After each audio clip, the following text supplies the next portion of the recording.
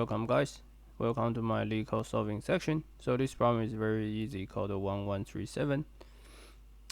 This is the Tribonacci number, so which is similar to Fibonacci, but a different one is that your n plus your number is just the your sum of the previous three terms.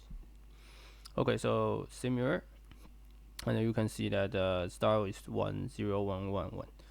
And so the key point to solving this problem, what I solve is just using the similar as dynamic programming.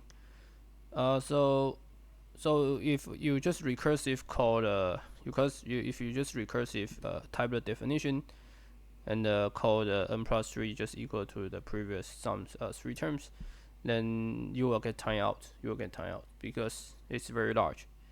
Okay, so what I need to do, just first create a list. 0 1 1 is the first three, and if n is less than or equal to 2, then I just return ln. So this is very fast, and for I range 3 to n plus 1, I just append the previous three terms. So I finally just return this l minus 1, l minus 1. Okay, and I have submit again. Let me submit again. So it's somehow not very fast, but still okay.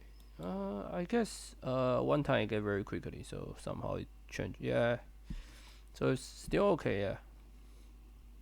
Okay. So I will see you guys in the next video.